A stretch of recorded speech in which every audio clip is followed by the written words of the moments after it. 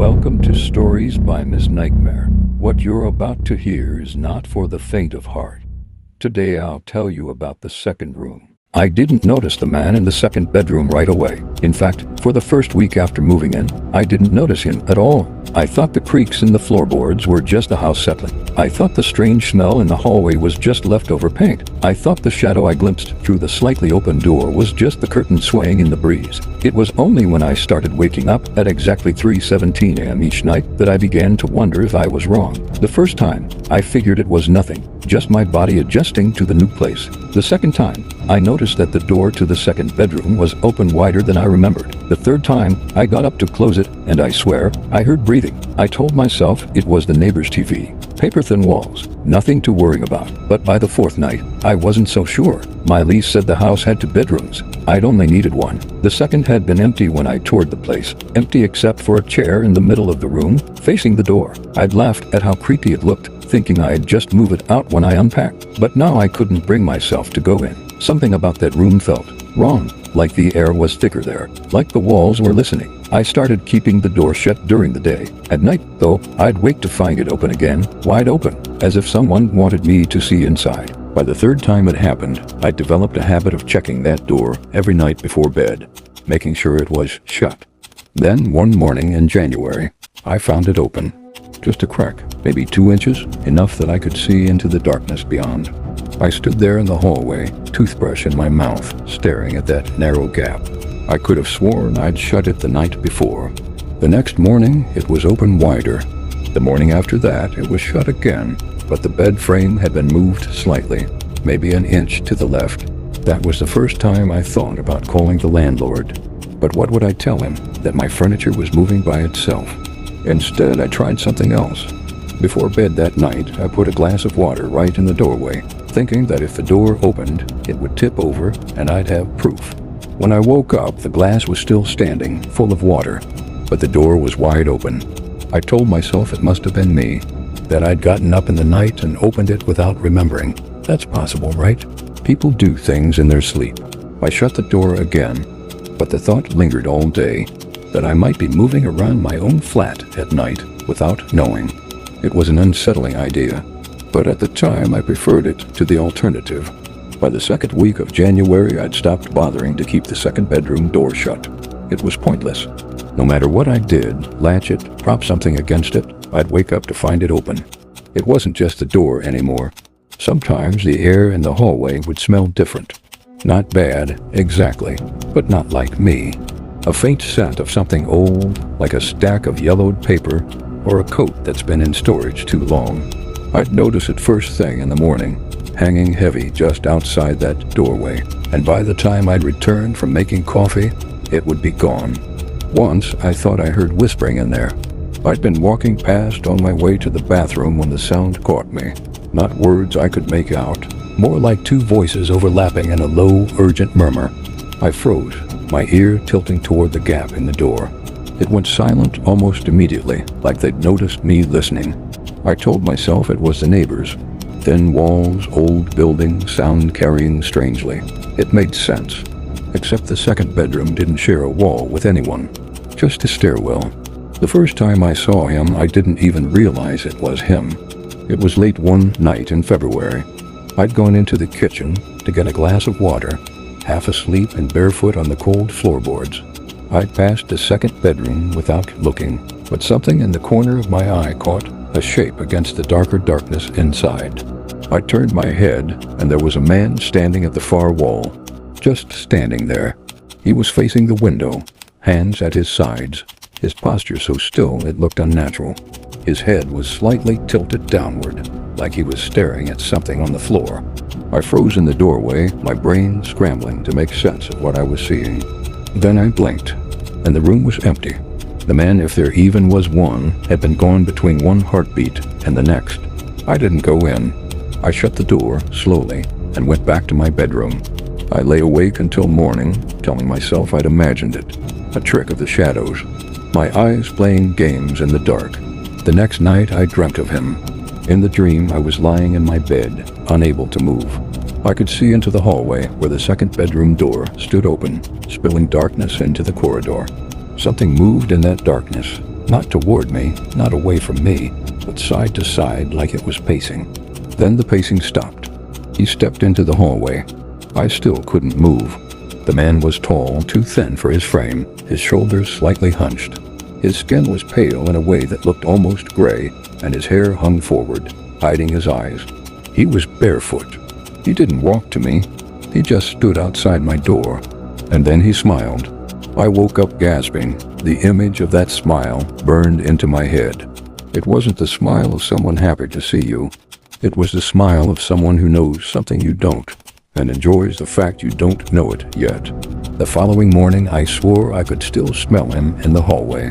By March, I'd stopped sleeping through the night. At first, it was just waking up once or twice, convinced I'd heard something moving in the hallway.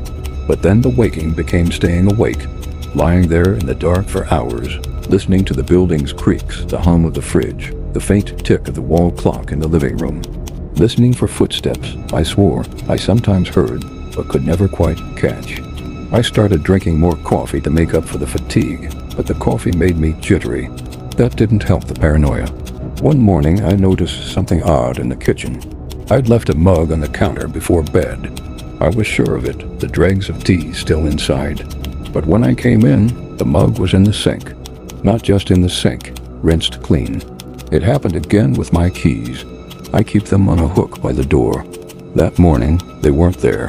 I tore the place apart before finding them in the second bedroom, on the windowsill, like someone had set them there deliberately. That door was supposed to be closed. I stood in the doorway, staring into the empty room, my keys cold in my hand. The light from the window fell differently in there. It made the shadows in the corners seem deeper than they should be, like there was more space in the room than physically existed. I didn't step inside. The dreams came back. They weren't always about him, but he was always there, somewhere, sometimes standing in the corner, sometimes pacing. Sometimes his face was wrong, too wide, too flat. The smile stretched too far. I'd wake with my heart pounding, the echo of his stare still crawling under my skin. I started keeping the bedroom light on at night. It didn't help, because it wasn't just dreams anymore. I'd be brushing my teeth and catch movement in the mirror, not behind me, but in the reflection of the hallway. A shadow slipping past the open doorway to the second bedroom. Always gone when I turned around. The worst was the night I woke to the sound of my bedroom door handle turning. It was slow, deliberate, metal clicking softly as it moved. I couldn't move. My body locked up, my breathing shallow and loud in my own ears. The handle stopped. The silence pressed in so thick I thought I'd gone deaf. And then, from the hallway, a whisper. "You're not asleep." My whole body went cold. I don't remember falling back asleep. I don't remember the rest of that night at all. But when I woke in the morning, the second bedroom door was wide open, and my pillow smelled faintly of that same old paper scent. I stopped leaving the apartment. I told my boss I was sick, turned down invites from friends, let groceries run low until all I had left was stale bread and instant noodles. The outside world felt too bright, too loud, like it was moving faster than I could process. Inside was quieter. Except it wasn't.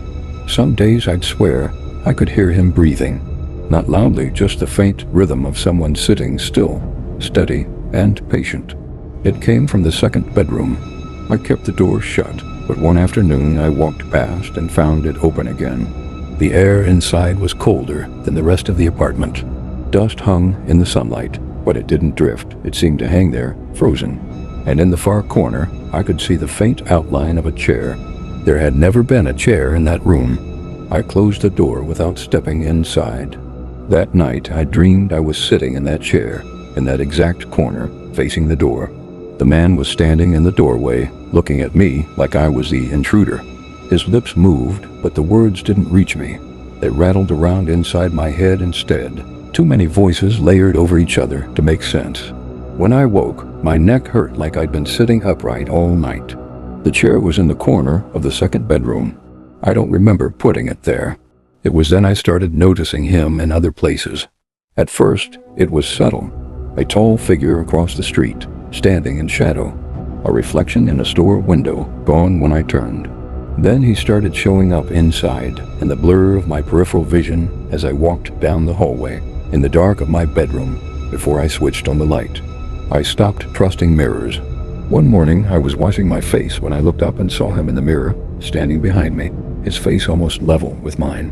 The water was still dripping from my hands when I spun around. No one was there, but the mirror stayed fogged in the shape of his head for a few seconds longer than it should have.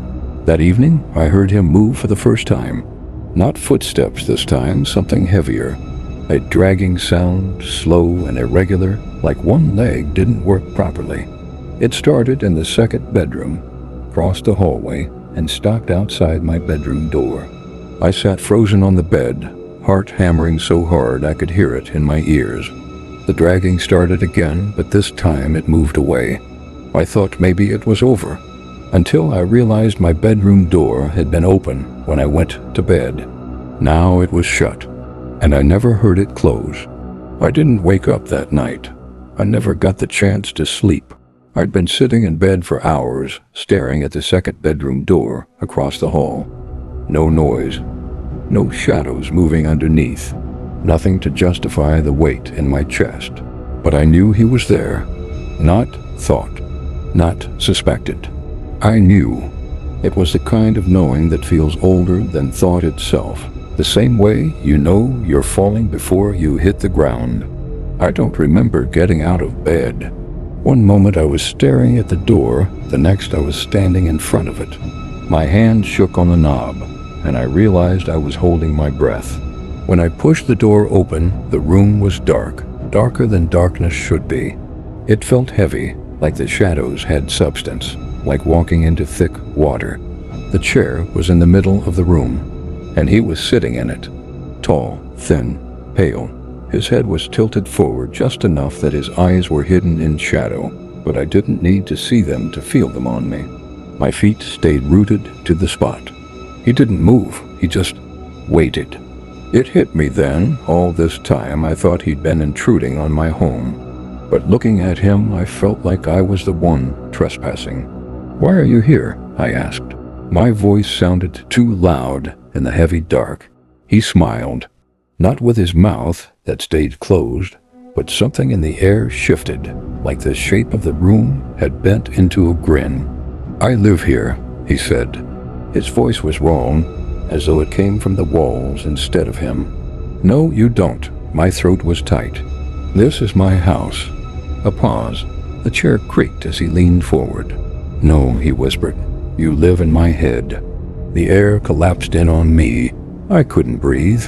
The walls around us rippled, the ceiling bowed downward, and the floor pitched forward until I stumbled straight into the chair.